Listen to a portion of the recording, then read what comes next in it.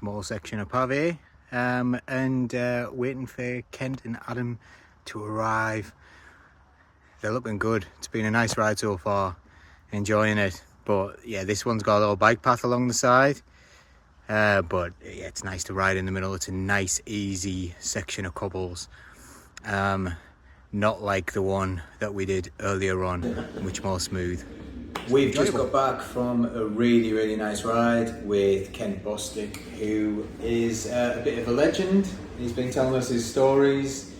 We've been to Roubaix today. Well, we've started in Roubaix today and we've done a few of the famous cobbles. So, firstly, let's introduce Kent actually. Yeah, Kent, tell me a brief history of yourself, because we've had so much history from you today and the things you've done are amazing, but like a couple of highlights. Well, I'm 72 years old and I've raced for 50 years, starting in 1975 about, and I've been a national team member for 20 years. I went to Olympics when I was 42, got 9th place. I've held world records in most timed events and masters records as well. In all events on the road and the track, and 2 Pan Am Championships, 9th place in the 96 Olympics, and as of now 8 World Masters Championships. And so kind of my thing is you know, I've never been to like the Tour de France or something like that, but what I can tell you is how to be the best you can possibly be as a drug-free athlete that has done everything without those kinds of artificial performance-enhancing factors. How did you get into cycling? What age did you start cycling, or where did it all start? What was the sort of the starting point for yourself? Well, when I went to, my father was a scientist, and he took me to France for his sabbatical in 1962, and while I was there, you know, we became familiar with French cycling and the Tour de France. And one day, my father brought home 8 bikes for everybody in the family from a bike shop, and you know, the bikes had the downturned handlebars and sew-ups, and so I began riding as a kid. And when I came back to the United States, I asked my dad if I could race bikes, and he says, "No, son, they don't race bikes here." And on a superficial level, that was true, but actually there was a bike racing community on the East Coast and the Tour de Somerville, but you know, I had never been exposed to it. So I rode largely by myself until I went to college in Arizona, where they had a vibrant cycling community, and then I started racing. And you know, I went to my first race. I thought because I was a good hiker and I was pretty fit and I could do good farm work that I was going to. How old were you then? I was, you know, basically 18, right. 19, and I thought that, you know, because I was fairly robust, that I would do well in the in a bike race. And you know, I went off the front, of course, in the beginning, and I thought I was winning, and then the actual race started, and I experienced heart rates that I'd never experienced before, and had to lay on the ground for a while to recover. And then I got up as all the categories came by, and finally I got in with the juniors, and that were the last category, and finished the race. And I thought, oh my gosh, I don't know if I can do this. This is very, very hard. And so I asked an experienced bike racer who said, "Well, how do you do this?" And he says, "Well, you know, you have to train." There's no substitute for that, is there? Yeah. So anyway, I started training, and you know, my training ride was I had this loop, and I went out and did it absolutely as hard as I could for 15 miles, and my body wasn't used to it, and so I came back, and I was in college, and I had to sleep for 2 hours in the middle of the day so my body could be. And so the aha moment was when I actually was better than my mentor. Yeah. And then one day I moved to California and I went to the national championships and I got 10th place. And that was another aha moment where I got invited to do a team time trial camp where they, took 1 through 4, 5 through 8, and 9 through 12, and made time trial teams out of them. And they did a team time trial, and we started, of course, first, and we were supposed to get caught by the other teams. I was encouraging my team. I was saying, "Come on, guys, let's pull, let's echelon, let's do the best we can." And one by one, the other guys dropped out until we were down to, the third person was basically hurting and going off the back. And so I looked over at the coach and said, "Hey, well, coach, what do I do?" And he says, "Go by yourself, see what you can do." So basically, I was tied with the first place team, and they said, "Okay, it was unusual because I rode across the line solo." They said, "Well, this is supposed to be a team time trial, but I had home pace with the first place team by myself." So they said, "All right, you're going to go to a national team training camp." And at the national team training camp, they separated guys out into what they called experimental big guys who were going to ride team time trial, and then everybody else that was kind of an ectomorph would be a road rider. And so I got channeled into team time trial. Pan Am Games, I qualified myself, and for the Olympics I had to still win the Olympic trials to be able to go. And so I won the Olympic trials against the national team. One by one I eliminated their pursuiters. And so then they said, "Okay, you're going to the Olympics." I went to the Olympics and I did a personal best. But as you know, the Atlanta Olympics in 1996 was that they called it the Balco Olympics. and there's no drug testing whatsoever. And so I did the best I could, and I don't have any skeletons in the closet. So who won the pursuit that year? Huh? Who won it? Colin Ellie, who later tested positive. And he said, he had some kind of excuse like, "Well, they did this and they did that and blah, blah, blah." And, one thing that was funny about that is he rode in the Superman position. And when I saw that, our federation misjudged the rules, and I had to ride in the conventional position, hand position. And so, the Superman position was probably 10 or 15 seconds faster. And so at least at least 5 or 6 people ahead of me rode in that position, and I had to ride a conventional position because that's how the bikes were designed. And but I did okay. I was one place ahead of Graham O'Brien, who was a pretty good pursuer. Not bad. Yeah, he was. We were talking about this earlier on, weren't we? About how we were talking about athletes from that era, and he was definitely one of the ones who was very upset with how many non-clean athletes there were at that time. And you were saying that you knew he was clean because you beat him. and I got a lot of, they expected me to medal, and I rode a personal best. I qualified myself for the position on the Olympic team, and you can't do any better than that. And I'm happy now that I don't have to explain to my children why I did drugs or anything. I have no skeletons in the closet. I did the best I could with what I had. And there's limits to human performance, and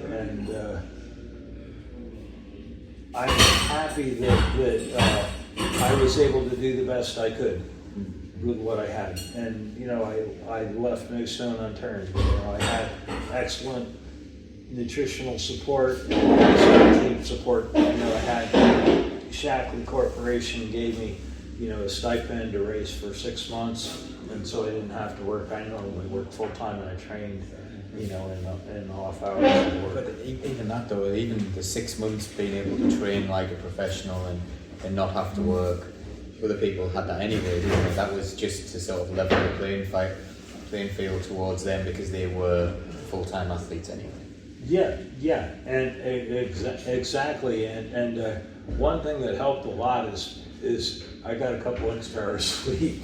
And having a couple extra hours sleep, I was able to delay when I had to eat in the morning, and I could eat on a more favorable schedule compared to when I was competing. And so I actually, when I was at the Olympic trials, I was actually 10 pounds lighter than my normal weight. And as you know, every pound you lose contributes to your VO2.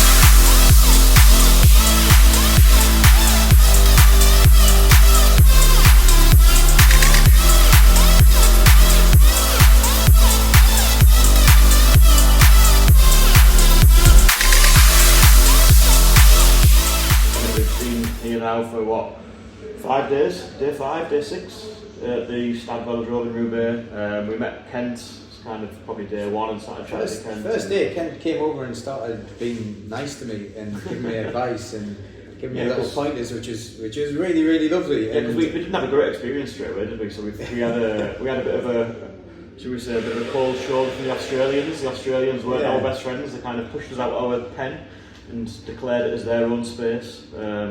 And then Kent came and sort of took us under his wing a little bit and looked after us and started chatting to us, and it's been great. And then we arranged today's ride, so we kind of had a mutual sort of understanding that we all wanted to go and ride the cobbles, and we all fancied doing that. So we've been out today and took in a few cobble sections, which is, I've really enjoyed it. It's been a fantastic day. We haven't ridden the Velodrome today, but not that one. No, it's been good to just get out in the open air. Have you enjoyed the cobbles, Kent? And as much as you can. As much as you can, yeah. But I was on a borrowed bike, so I had to make sure that I didn't wreck anything or fall down. But I mean, I suppose we all took it a bit steady because we were all a bit conscious of not falling off, like you say. But I kind of, at one point, I thought I'm gonna have a bit of a pop off the front here and have a bit of a go on my gravel bike, I should say. So on my gravel bike, and it gives you that, you understand how hard it is. I think I did 200 metres at a bit of an effort, and I was knackered. I got to the end of the cobble section and thought, Christ, that was hard. It is hard work to just keep that pace up and keep bouncing over the top of the cobbles. Although I found it more comfortable. I've ridden them before, and I had slightly wider tyres this time, and I only had 40 psi in and things. And I think I was feeling quite prepared today. I enjoyed bouncing around. What were your feelings on the cobbles? I have a great appreciation for the people that race on them, and it's a heroic race. Yeah. Whoever wins that race is a true cycling hero. Yeah. Because we were talking at the time as well about how lovely the lanes were in the area, and it's like these lovely flat roads in the countryside, but those cobbles, they're so tough. And we were also talking about when there's a bend in them as well. It's all well and good riding along when it's a straight, it's difficult enough, but the cornering that you see, like say the likes of Van der Poel, especially when it was wet, and it was raining off and on in the day, and if you ride on the side of the lane, it appears to be slippery, and you're like, oh, are my tires doing this traction? Gonna fall down any minute. Yeah, I know. And then anything other than the very, very crest of the cobbles as well is really just not very nice at all. So you either have to ride right down the middle or in the ditch and risk whatever is hidden in the puddles. So, But even then, I mean, I've done a few guys' experience, but even them roads leading into the cobbles, like, you kind of get that. You can understand them crosswinds as well and how much they play a part, because there was times today where the wind was getting up and I thought, this, you can imagine in Roubaix, it's tough now. If they start putting it on before going into a cobble section, I mean, I'm already sort of below in here, and it's flat, but you can understand how the echelons start playing a part as well, can't you? And, you know, I certainly kind of got yourself in the race. I could imagine how it would be today, and it was great. There's absolutely no place to rest. No, not at all. No, not at all. So I was asking Kent while we were riding, like, would this race have suited you? And I think power-wise, it probably would have been your kind of thing. You know, a nice flat ride with like high constant power. But you didn't quite think you would have suited it that much, did you? Well, you know, to ride cobbles, you have to ride them all the time. And in the States, you know, we don't have cobbles. The country's relatively new, and you know, you might find some in some old downtown section, but not in the countryside. And so it's not something I grew up with. You know, I'm sure that maybe if I had, as a teenager or whatever, been able to ride them, then I'd be more comfortable with it. Yeah. And they say a lot of the Belgians, because we did pop into Belgium today, didn't we? We had a little look into to there, which was nice. But they say the Belgians and the people who live around here, they know every single sector. They know, you know, some of the pros who were absolute, you know, legends of the place, knew every single cobble. They knew every single place where they needed to make a difference. And yeah, that's, I suppose, familiarity makes a massive difference. And an outsider would have no chance. Yeah.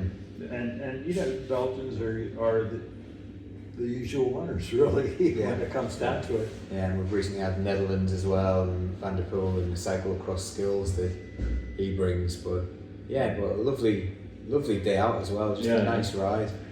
And it rained a little bit, so we got the real Flandrian weather, didn't we? And then finished off with a Quaremont in the cafe here as well, which was just fantastic. Yeah, here we're in the cafe outside the Velodrome, and it's a very authentic experience. And they have all the previous winners up on the wall and pictures of the winners, and it's a lot of memorabilia. Yeah, that's great. Yeah, definitely. And we finished on the old Velodrome as well, the outdoor one. So we've been riding. Well, a lot of people were confused about this. They were like, "So you're going to be riding on the outdoor Velodrome at Roubaix?" No, there's an indoor one next door. So we went on the outdoor one today, which it was a nice little bit of fun. Kent won the sprint. And we rode around it when it was wet, which was unusual. I mean, again, it gives you a sort of you really think about that when the Roubaix riding is wet. You think that's steep for the finish of the race, isn't it? I will admit though, we didn't ride across any of the painted signs. No. Other things we want to look at is, I mean, you've talked about kind of your history there, how you got into the sport, but we've heard some great stories from you all week about the people you've ridden with, and some of the stories you've given us about some of the sort of the big names in cycling, and I think it'd be great to maybe hear some of the stories again. People would love to hear that. So I mean, you've talked previously about riding with Greg LeMond, and we've heard about you talking about riding with Armstrong, and maybe if you just give us one or two of them stories and just how you it'd be really good. Okay, well, you know, one of my famous stories, I guess, that I'll repeat for you is Kent School's Lance. Everyone wants to hear about how you school Lance Armstrong. Yeah, so I guess Lance needs no introduction, but anyway, there's this race in Texas, and it's called the Hotter Than Hell, and it's like the World Championships in Texas, and it's a 100-mile loop in Wichita Falls, and if you can imagine Wichita Falls, it's high plains, no trees, but a lot of grassland and a lot of wind. And there was this course, it's the 100-mile loop, and there was this town called Burke-Burnett. And when you came out of the Burke-Burnett, there were these plowed fields and the wind always came from the left. And there was a very high probability that there was going to be a crosswind. The wind comes up in that, mid-morning or so. And when you come out of this town, it's just blowing like crazy, tumbleweeds going across the road and stuff like that, if you can imagine. And so I told my team, well, we need to be careful here. And I used to ride for a team called 10 Speed Drive, which later became Team Shackley. And, we won this race on numerous occasions, and we're familiar with the promoter, this guy, Ken Webb. And Ken Webb, he was kind of a joker, and he was, always joshious about how we were going to do in the race and so forth. And so he says, hey, we got this great triathlete here. His name's Lance, and he's going to come here and kick your butt. And I'm like, really? Okay. So I talked to my team. I said, we're going to teach this Lance a lesson. And I said, okay, when we come out of this town, Burke-Burnett, and past these buildings, there's going to be this crosswind, and I'm going to put my hand on the back of my head, and then we do that. We're going to line up in echelon and do rotation as hard as we can. It's basically like sprint pulls for each person for 30 seconds, and then they get back on the back. And so for those that you don't know so much about crosswind racing, typically if you're not in that echelon, you have about 2 minutes, and then you're completely at max because you're riding in the wind, and then you're dropped. And so I said, we're gonna do that and make sure that Lance is caught out and he doesn't make the echelon. So sure enough, we come to that point in the race, and the hand goes behind the head, the guys line up, we're going, like this, just full on, and Lance didn't know what was going on. And so I can look at him back there. He had this red Specialized helmet on, his head's bobbing like this. And then pretty soon he's not seen anymore, right? Comes in 10 minutes later, and he still talks about how he got schooled by Kent Bostick. Second time was at a national championship time trial in Tooele. And there was this army base that was in Utah, and it was national championships for the team time trial, and I had to ride a tandem in the afternoon, so I was going to do 2 40Ks in one day, and I was teamed with this other guy that was a pretty good 40K rider. He held the national record, so everybody thought we were going to win. So we got an early start time in the time trial, and I had an early start time, and the wind comes up in the afternoon sometimes. And so a later start time was not so much of an advantage.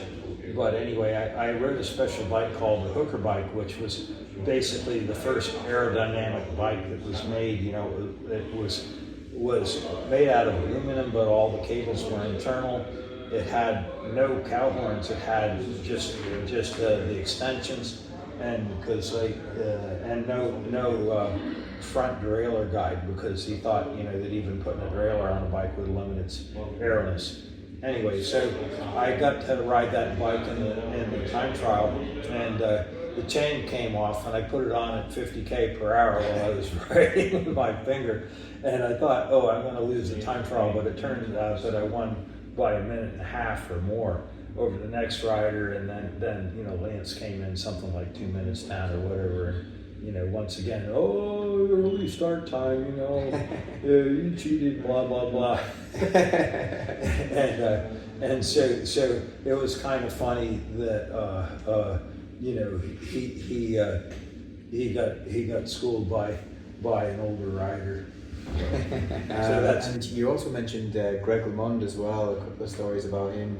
So Greg LeMond was like my first ever childhood hero, really, as a young cycling fan, Tour de France winner. He was in the rainbow jersey when the first time I remember really caring about the outcome of, I think it was 1990 Tour de France. Yeah, that'd be right, wouldn't it? Yeah. He won. Well, I lived in Northern California when Greg LeMond was a junior, and we both rode together on the Avocet team. And one of my first experiences with him, when I guess he was a last year senior, we rode from San Francisco to Los Angeles, and one of the other people on the ride was Gary Fisher, who was the inventor of the mountain bike, and he was a road rider at that time. And so he and Gary Fisher and I decided we were going to do this ride in over 4 days to Los Angeles, and each day it was just a hammer fest. I was kind of off the front with another teammate, and we were about 3 or 4K from the winner, from the finish line, and the motorcycle comes up and says, "Hey, wow, Le Mans coming up, And so I'm thinking, all right, well, we won't kill it, we'll let him catch, so he won't get tired, let him catch his breath. Instead, Le Mans goes straight by like that. And, I couldn't imagine that somebody that caught us wouldn't have been completely out of breath and tired after bridging solo. And so I said, well, that's really something. I didn't expect that. And I didn't, unlike Jonathan Boyer, when Cerrone won the Worlds and he made that big complaint about, I could have won, and Greg LeMond got second because, he went for the line and Cerrone apparently got his wheel and beat him at the last minute. I didn't say all this, I would have won. And I'm glad I was circumspect and didn't run my mouth because, he went out and won the Tour 3 times. Yeah. Not a bad ride to be beaten. I would have looked like a complete idiot. So I'm glad I was, I don't think there's much shame in being beaten by Greg LeMond, to be fair. Just let it go. But then I can remember, he would have won the Coors Classic as a junior, last year junior, but he rolled a tire in the final criterium. And I can remember one race where in the Coors Classic he was racing against Sukhorchenkov, who was the Olympic champion, and they had this course that was very hilly in Aspen, and it had a 20% grade that where they had to have a heater in the road so that it would melt the snow in the wintertime. And he lapped the Olympic road champion. And the Olympic road champion, I saw Sukhorchenkov after the race, and he was like shaking his head. And Le Mans is he's always been friendly, he's always been a great sportsman, and he's probably the greatest natural athlete that ever came to cycling. So would you say Le Mans been the biggest ride you've raced against, or would you say there's been bigger, or is there anyone else that has stood out to yourself? There's two massive names there, to be fair, Le Mans and Armstrong. They don't get much bigger than that, do they? No. Yeah, I mean... Is there anybody else that stood out that you've raced against previously that you thought, wow, Well, I like Le Mans because, that was kind of pre-EPO and pre-drug, and I think one of the reasons why he quit was he didn't anticipate, the influx of drugs into the sport. And, since then, it's hard to say, who did and who didn't, Yeah. I mean, I experienced Lance in the Tour de Pont, and I was able to beat him before EPO and steroids and stuff, and then afterwards, I had no chance. I mean, for instance, in Tour de Pont, he'd be riding away solo with sitting up like this and no air wheels or anything. And I'm in like the laughing group just trying to make the time limit. And I'm going, how is that possible? How is that possible? And so I would have to be circumspect about cycling heroes since then. Yeah. I mean, a lot of the people that I've raced against that are not famous are kind of my heroes now. They're, some of them are coaching and so forth and still doing well in amateur cycling. And, the people that didn't give in to omerta and the bad side of cycling, they're my heroes. You haven't heard of me and I'm not famous because, I just did use supplements, natural supplements, and I have no skeletons in the closet. I did the best I could with what I had, and you know, it's fine. You know, I don't have to explain to my family that I was a bad person and I did this or I did that. You know. And I think you say that, you know, that people won't have heard of you, but actually someone texted me just as we were sitting at the bar there, and I said, oh, I'm with Kent Bostick, just having we've been for a road ride today, and he just went, legend. He was like, and he's never met you before, but he knows you from Masters racing, he knows your reputation and things, so people have heard of you as well, and people do know, and your reputation is a really, really good one, really well respected by everyone, all the people that we know, huge respect for you, and the Masters titles that you continue to do, it's inspirational for me to see someone who loves cycling enough to continue to compete and just continue doing it and being as good as you are, and probably annoys a few people how good you are. But well, I can't help that. The best thing that you can do is be a good sportsman, be courteous and kind to people. You know, I'm fortunate that I had some health issues. I had cancer. I'm a cancer survivor. I recovered from that, and I have a new life. So I'm thankful for that, and I'm thankful for all the appreciation that people show of what I've done with what I have. Just on that a little bit as well, Ken, what would be your biggest achievement then, would you say? What do you look back on the most? What do you think is your greatest achievement you've achieved in cycling? Oh geez, well, you know, if you had to pick being one Olympian is a certain standard. Being a world record holder, you know, in for 20 years and at multiple distances is important. You know, I kind of don't dwell on any one thing. I'm sort of always looking for the next thing. Yeah. And like people say, how many wins have you had? How many of this stuff? I don't have an accurate chronicle of anything, and I'm just looking towards the next thing. What's going to happen next? What can I do? What can I work on? And I like to travel. I like meeting the people. I like that people ask me for advice, and I'm free to give it. And some kind of recognition for everything that I've done, you know, that's kind of a motivation. And you know, I don't expect, what I like is that people come up to me and they relate some experience that they've had with me. You know, well, I was at this race and you did this or you did that, or you know, there is something remarkable or something that stayed in their mind and they share that with me. That's probably the most important thing that I have, and that's why I continue to do it. You know, like I'm still employed, I still have to work a full-time job, and I have to do that because I'm not sponsored anymore. You know, my sponsorship kind of disappeared about 30 years ago, so you know, I'm all self-funded now. And the